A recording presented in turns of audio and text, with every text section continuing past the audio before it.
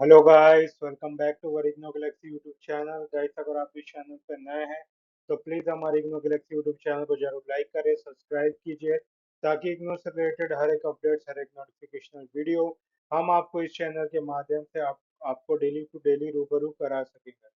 Guys, आप जानते हैं कि अभी जो है आपका असाइनमेंट का सबमिशन का पीरियड चालू हो गया है गाइस। अभी जो है असाइनमेंट का ये क्रूशियल समय होता है गाइस, क्योंकि आपको अभी सितंबर में, है ना, सितंबर में आपका जो है असाइनमेंट सबमिशन होगा। जो जुलाई के पूरे 1 ईयर के साइकिल जो कंप्लीट कर चुके हैं रेगुलर स्टूडेंट है, और वैसे स्टूडेंट जो सेमेस्टर बेस्ड और सर्टिफिकेशन कोर्स के जो कर रहे हैं, जनवरी में एडमिशन लिए थे, तो उनका 6 महीने का कोर्स वाले लोग का भी असाइनमेंट जो है दिसंबर में सबमिशन होगा। तो अभी जो है एरा जो है पूरा असाइनमेंट का है, असाइनमेंट को लेकर है ना। आपका जो टर्म एंड एग्जामिनेशन जो है दिसंबर को होगा, और आपका अभी का जो असाइनमेंट का सबमिशन होगा गाइस वो होने वाला है आपका सितंबर को। तो एक क्वेश्चन स्टूडेंट्स में आता है कि क्या हम कॉपी करके पीडीएफ से हम सबमिट कर सकते हैं क्या गाइस।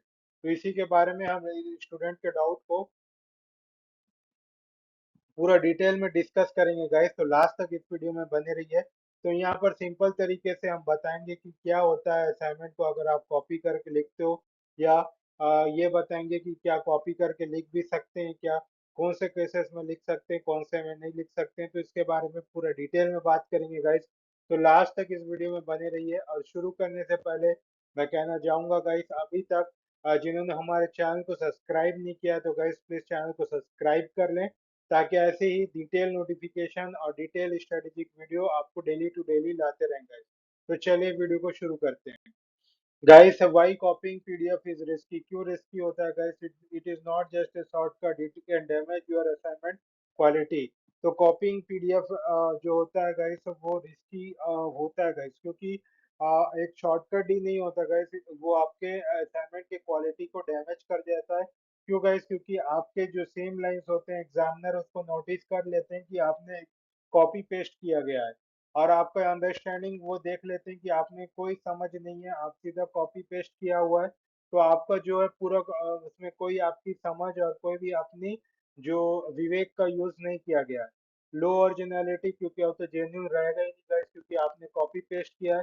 तो इससे क्या होता है गाइस, प्लेगरिज्म इशू आता है। जी हाँ, प्लेगरिज्म इशू आता है, जिसके कारण जो है आपका असाइनमेंट रिजेक्ट होता है गाइस। तो ये चीज बात को आप ध्यान पे रखेगा। इसको कॉपी पेस्ट करना आपको बिल्कुल भी नहीं करना चाहिए। जी हाँ, आपने सही सुना, कॉपी पेस्ट आप कहीं से भी करना ही मत, क्योंकि अगर आप करोगे तो आपका जो है वो असाइनमेंट जो है इन्विजिलेटर आपको पकड़ लेंगे कि आपने असाइनमेंट कॉपी किया है, और आपका जो मार्क्स है, आपके असाइनमेंट के मार्क्स है, आप उसमें जो है फेल कर जाओगे, आप उसमें फेल दिखा देगा या फिर नॉट सबमिटेड दिखा देगा। तो इस चीज करने से पहले 10 बार सोच लीजिएगा, क्योंकि ये बहुत बड़ा कदम है, और आपका जो है करियर का सवाल है, इसलिए कॉपी पेस्ट करने से पहले सोच लीजिए।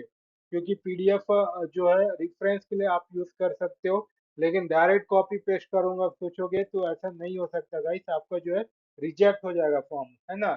आपका फॉर्म जो है रिजेक्ट हो जाएगा, इस बात का आप ध्यान रखेंगे।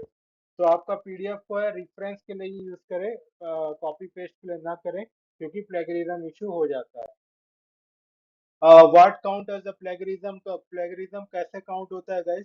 क्योंकि डायरेक्ट कॉपी पेस्ट करते हो आप, डायरेक्ट क्या इंटरनेट से कॉपी किए, पीडीएफ से कॉपी किए और उसी का वर्ड्स को छाप दिए। वो जानते हैं कि आपके शब्दकोश कैसे हैं, क्योंकि आप एक नॉर्मल स्टूडेंट हो, है ना। आपने कुछ इंग्लिश में पीएचडी नहीं किए हैं, हिंदी में पीएचडी नहीं किए हैं, कि आपके अंदर वो जो शब्दकोश है, वोकैबलरी है, वो आपके अंदर जहन से निकले। तो वो तो सब जानते हैं कि ये जो शब्दकोश है ये कहीं बाहरी तत्व से आए हैं, इंटरनेट या फिर कहीं से रेफरेंस लेके, तो वो समझ जाते हैं। तो ऐसे में आपको क्या करना है, अपना सा जो बोलचाल है, हम नॉर्मली जो बात करते हैं उस तरह का बोलचाल है, उस तरह का समझ जो उसको प्रकट करना है, अपने दिल की बात को रखना है। तो इसलिए कॉपी पेस्ट करने से आपको बचना चाहिए, क्योंकि वो समझ जाते हैं कि डायरेक्ट कॉपी पेस्ट हुआ है। चेंजिंग अ फ्यू वर्ड्स, अब क्या होता है कोई कोई उसमें आविष्कार करने का कोशिश करते हैं। वो वर्ड्स तो वही रहेगा, लेकिन उस वर्ड्स को थोड़ा सा फ्यू वर्ड्स को चेंज कर देंगे। वो क्या करेंगे, जैसे कि द कैट लिखा हुआ है, द कैट के जगह द को हटा के एक कैट लिख देंगे। तो गाइस, तो इतना फ्यू वर्ड्स आप हटाएंगे तो भी वो पता चल जाएगा कि आपने प्लेगरिज्म किया है, कॉपी पेस्ट किया है ना। तो उसका मीनिंग जो है वो कॉपी रहता है और स्ट्रक्चर जो है सेम होता है, जिसके कारण वो पकड़ लेते हैं। नो सोर्स मेंशन, आप क्या करते हो उसमें, आपने सोर्स मेंशन ही नहीं किया, है ना। आपने आइडियाज, उनका आइडियाज चुराया, आपने उनका आइडिया कॉपी पेस्ट किया, लेकिन उनका क्रेडिट ही नहीं दिया। तो इस तरह से प्लेगरिज्म इशू आता है गाइस, और आप जो है पकड़ा जाते हैं। और आपको जो असाइनमेंट जो है रिजेक्ट होने से कोई नहीं रोक सकता, आपका रिजेक्ट होता ही है ना। तो ये अनओरिजिनल और कॉपीड असाइनमेंट कहलाता है, उसी को बोलते हैं प्लेगरिज्म। प्लेगरिज्म बोलने से कॉपी पेस्ट होता है आपका, है ना। Okay guys. तो use the three safe method, आपको तीन स्टेप अपनाना है गाइस। पहला रीड, पहले अपने आंसर्स को, पहले जो क्वेश्चन है उसके आंसर को रीड कर लें। कहीं से कॉपी कर रहे हैं या कॉपी नहीं कर रहे हैं या सपोर्ट ले रहे हैं, तो उस आंसर को पढ़ें। उसमें आपने समझा क्या, उसमें आपकी अभिव्यक्त क्या, आपकी दृष्टिकोण क्या है, तो वो चीज आपकी साफ होनी चाहिए। फिर उसके बाद क्लोज कर दें उसको, पढ़ने के बाद दूसरा स्टेप है उसको बंद कर दें। आंसर को पढ़ लिया, रीड कर लिया पेपर से, तो उसको बुक को या कॉपी को बंद कर लें। और उसके बाद आप डोंट लुक वाइल राइटिंग, फिर उसके बाद लिखने बैठे तो उसके बाद उसको देखें नहीं, उसके बाद लिखना चालू कर देंगे। उसके बाद लिखें कैसे, आपने ऑन वर्ड और अपने एग्जाम्पल के, जो आपके खुद के भौतिक ज्ञान है, जो आपने खुद उसको समझा है, खुद उसको जाना है, वो अपने ज्ञान को व्यक्त कीजिए, अपने एग्जाम्पल्स दीजिए, है ना। डेली लाइफ एग्जाम्पल में आप जो देखते हैं उसको दीजिए और अपने वर्ड्स में लिखिए। तब जाके आपका वो सेफ मेथड कहलाएगा, तब जाके आपको मार्क्स मिलने की चांसेस बढ़ेगी। तो आपको तीन स्टेप अपनानी है, पहले रीड कीजिए, फिर उस क्लोज कर दीजिए उस आंसर को, या जहाँ से रीड किए थे उसको, फिर अपने ऑन वर्ड्स में लिखना चालू कर दीजिए। जिसके कारण जो है आपका आंसर ओरिजिनल लगने लगेगा और क्लियर और स्टूडेंट फ्रेंडली लगेगा। तब वो समझ जाएंगे कि इन्होंने अपने विवेक, अपने बोझ से उस आंसर्स को लिखा हुआ है, इन्होंने कहीं से कॉपी पेस्ट नहीं किया हुआ है। और आपके मार्क्स मिलने की चांसेस जो है गाइस बढ़ जाएंगे। अब है पीडीएफ अलाउड, अलाउड यूज और रॉन्ग यूज। तो कहाँ पर पीडीएफ का अलाउ होता है, कहाँ पर उसका रॉन्ग यूज होता है, तो उसके बारे में हम जानते हैं। तो स्टडी मटेरियल को वाइजली आपको यूज करना पड़ेगा, है ना। तो सीधा कॉपी पेस्ट करके जमा ना करें। तो कहाँ पीडीएफ अलाउ होता है गाइस, कहाँ पर पीडीएफ अलाउ नहीं होता है, तो उसके बारे में आज हम देखेंगे। Allowed use PDF for concept structure example and revision. तो यानी गाइस क्या होता है कि आपका जो पीडीएफ होता है उसको आप, है ना, ये नहीं कि आप कॉपी पेस्ट करके सीधा जमा कर दिए या फिर प्रिंट आउट निकाल के उसको जमा कर दिए, ऐसा नहीं गाइस। आप भले प्रिंट आउट निकाल रहे हैं और ऑनलाइन सबमिट कर रहे हैं, तो उसमें भी आपको हैंड रिटन करना ही पड़ेगा, आपको खुद से हैंड रिटन करना पड़ेगा। अपना समझ से, अपना बोझ से, अपना एग्जाम्पल दे के उसको बनाना पड़ेगा। उसके बाद गाइस आप उसको खुद पीडीएफ बना के स्कैन करके तब उसको आप अपलोड करेंगे। ऐसा नहीं कि डायरेक्ट कहीं से सोर्स से लेके आया और उसी को जमा कर दिया, ऐसा नहीं होता। खुद के हैंड रिटन से और खुद के उसको स्कैन कॉपी को आपको जमा करना होता है। तो कौन सा चीज स्टेप गलत होता है guys, copying the full answer line by line and submitting it. अब वही बोला, सीधा प्रिंट आउट निकाल के जमा कर दिए, या फिर वो सीधा कॉपी टू कॉपी यानी लाइन टू लाइन कॉपी करके उसको सबमिट कर रहे हैं, तो ये चीज होता है गाइस गलत तरीका है असाइनमेंट को कंप्लीट करना या उसको सबमिट करना। तो इस बात को आप अच्छा से ध्यान में रखेंगे, हो सके तो वीडियो को सेव कर लीजिए गाइस, आपको जो है ये बहुत काम आने वाला है। बिफोर सबमिशन क्विक चेकलिस्ट, आपको पहले सबमिशन के पहले ये चेक कर लेना गाइस, आपको क्या करना है, क्या मैंने आंसर अपने खुद से लिखा है। ये आत्मावलोकन का चीज होता है गाइस, इसमें आप अध्ययन कर रहे हैं, अपने आप से अवलोकन कर रहे हैं, अपने आप से एक क्या कर रहे हैं, एक प्रश्न कर रहे हैं, है ना। प्रश्न कर रहे हैं, क्या उसमें आपको झूठ नहीं करना पड़ता है गाइस, अपने आप से ना झूठ कभी ना बोलना, अपने आप से सत्य अवलोकन हो रहा है गाइस, आप जान रहे हो कि आपने क्या किया है। तो अपने आंसर को अपने ऑन वर्ड्स में लिखेंगे। आपका क्या, आपने एग्जांपल्स दिया, क्या आपने पॉइंट्स जो लिखे हुए हैं वो आपकी खुद के समझ के हैं, ये आप चेक करेंगे। क्या मैंने अवॉइड किया copy heading and full paragraph, क्या मैंने हेडिंग्स को कॉपी नहीं किया है, क्या मैंने कॉपी किया फुल पैराग्राफ, क्या मैंने कॉपी किया है, क्या उसे अवॉइड किया, ये पूछना पड़ेगा। क्या ये जो आंसर है वो नेचुरल साउंड कर रहा है जब मैं इसको रीड कर रहा हूँ, तो क्या ये आंसर जो है मेरे लिखे हुए हैं, क्या ये आंसर जो है ये नेचुरल जैसे प्रतीत हो रहे हैं, प्राकृतिक प्रतीत हो रहे हैं। है ना, जो एक आम बंदा, एक स्टूडेंट जो लिखता है, उस तरह ये लग रहा है कि नहीं? तो इस तरह से आपको प्रयोग करना पड़ेगा, आत्मावलोकन अपने से अध्ययन करना पड़ेगा जब आप अपना असाइनमेंट को सबमिट करने से पहले पढ़ोगे। तो फाइनल रूल यही होता है कि अपने रेफरेंस जो है उसको मटेरियल की तरह हेल्प करना चाहिए। ओरिजिनली तभी यूज करें जब आप उसको खुद के अपने दिमाग से, खुद अपने जेन्युइन एग्जाम्पल से उसको जब आप लिखेंगे, तब जाके आपका स्कोर जो है उसमें हेल्प होगा गाइस।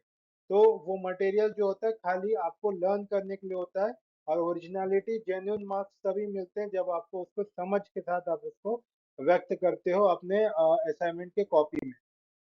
तो आपको क्या क्या नहीं करना चाहिए गाइस, आपको मिस्टेक जो कि अवॉइड करना है, आपको फुल पीडीएफ आंसर को कॉपी नहीं करना चाहिए क्योंकि इससे रिड्यूस होता है ओरिजिनलिटी।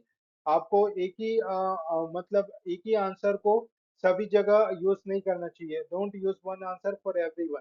तो यानी कि हर क्वेश्चंस के लिए एक ही आंसर का यूज ना करें, क्योंकि सेम पैटर्न बिकम ऑब्वियस, क्योंकि हर एक पैटर्न में आप जो वही वही आंसर का जिक्र कर रहे हैं, वही वही पैटर्न का लिख रहे हैं और वैसी टाइप का आप दर्शा रहे हैं, आपका मोड जो है, आपका टोन जो है उसी तरह का है, तो उसमें क्या है गाइस, वो ओबियस हो जाता है, फिर वो आपका जो है असाइनमेंट का आंसर जो है उसको वो चेक करने के लायक जो नहीं रहता, क्योंकि वो कॉपी पेस्ट का इशू मानते हैं, आपने एक ही पैटर्न को फॉलो किया ऐसा बोलते हैं, जिसके कारण आपका प्लेगरिज्म इशू लगता है और आपका असाइनमेंट रिजेक्ट हो जाता है। तो सिर्फ एआई टेक्स्ट में डिपेंड ना करें, अपने से एडिट करें, वेरीफाई करें, पर्सनलाइज करें, यानी कि कॉपी पेस्ट ना कर लें एआई से ही, है ना, खुद के वर्ड्स भी लगाएं, खुद के समझ और बोझ से अपने असाइनमेंट जो है कंप्लीट कीजिए। तो सेफर ऑप्शन यही है गाइस, खुद से अंडरस्टैंड करके, अपने दिमाग, अपने विवेक का यूज करके अपना जो है आंसर को रीराइट करें, उसको रिव्यू करें गाइस, है ना। ये होता है, क्योंकि आप अंडरस्टैंड करेंगे, फिर रीराइट करेंगे, उसको फिर से लिखेंगे और फिर से एक बार रिव्यू करेंगे, क्या मैंने सही लिखा है, क्या ये नेचुरल साउंड कर रहा है, उसी को रिव्यू बोलते हैं, वो कर लेंगे, यानी कि अध्ययन कर लेंगे, तब जाके आप उसको सबमिट करेंगे। और डेफिनेटली मैं बोल रहा हूँ गाइस, 100% आपका असाइनमेंट फेल नहीं होगा, कोई उसको फेल नहीं कर सकता जब आप असाइनमेंट अपने आप से लिखते हो, खुद से लिखते हो।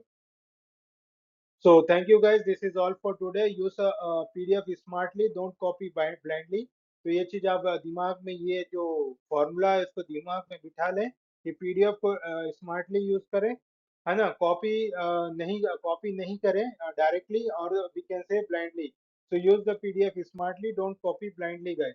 तो अगर आप असाइनमेंट की रेफरेंस चाहते हैं या हमारे से पीडीएफ चाहते हैं, सॉल्व पीडीएफ जो आपके रेफरेंस में मदद आए, जो उससे सपोर्ट ले सके, तो आप इग्नो गैलेक्सी की इस व्हाट्सएप नंबर पे कॉल बैक कर सकते हैं guys, या फिर मैसेज कर सकते हैं, हमारी टीम आप तक रीच आउट हो जाएगी और आपको जरूर सहायता करेगी, हमारे मेंटर भी आपका हेल्प करेंगे guys। तो please do subscribe and please do like to our IGNOU Galaxy YouTube channel guys, इसको जरूर सब्सक्राइब करें और जरूर अपने दोस्तों में भी शेयर कीजिए, ताकि किसी का हेल्प हो जाए, ताकि वो भी जान पाए कि प्लेगरिज्म करने से कितना बड़ा उसके साथ झोल हो सकता है। तो ऐसे ही पढ़ते रहिए गाइस और बने रहिए हमारे इग्नो गैलेक्सी यूट्यूब चैनल पे, तब तक के लिए गुड बाय, जय हिंद गाइस।